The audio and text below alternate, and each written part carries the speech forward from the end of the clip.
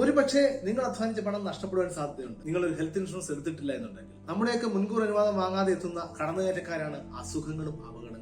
ക്ഷീണത്തിന്റെ ആലസ്യത്തിൽ വാഹനം ഓടിക്കുന്നവരും മൊബൈൽ നോക്കിയും ലഹരി ഉപയോഗിച്ചും വാഹനം ഓടിക്കുന്നവരും മാന്യമായി സഞ്ചരിക്കുന്ന നിങ്ങളെപ്പറ്റി ഓർക്കണമെന്ന് ശഠിക്കേണ്ടതില്ല. അവിചാരിതമായി എത്തപ്പെടുന്ന അസുഖങ്ങളാണെങ്കിലും അങ്ങനെ തന്നെ. അസുഖത്തിന്റെ തീവ്രത അനുസരിച്ച് ലക്ഷം കവിഞ്ഞ് കോടിയും വേണ്ടി വന്നേക്കാം. നിങ്ങളുടെ സമ്പത്തിനെ സുരക്ഷിതമാക്കാനുള്ള ഏറ്റവും നല്ല വഴി ഒരു ഹെൽത്ത് ഇൻഷുറൻസ് എടുത്ത് സൂക്ഷിക്കുക എന്നുള്ളതാണ്. 4 or 5 മെമ്പേഴ്സ് ഉള്ള ഒരു കുടുംബത്തിൽ ആർക്കൊരു ഹോസ്പിറ്റലൈസേഷൻ വേണ്ടി വന്നാലും ചെലവാകുന്നത് നിങ്ങളുടെ ഹാർഡ് ഏൺ മണിയാണ്. ബുദ്ധിപരമായി ചെയ്യേണ്ട ഒരു കാര്യം ഈ റിസ്ക് താരതമ്യേന വളരെ ചെറിയൊരു തുക കൊടുത്തിട്ട് ഒരു ഇൻഷുറൻസ് കമ്പനിയെ ഏൽപ്പിക്കുക എന്നുള്ളതാണ്. സോ നിങ്ങളുടെ ആശുപത്രിവാസവുമായി ബന്ധപ്പെട്ട എല്ലാ ചെലവുകളും ഒരു ഹെൽത്ത് ഇൻഷുറൻസ് കമ്പനിക്ക് വഹിക്കുവാനാവും.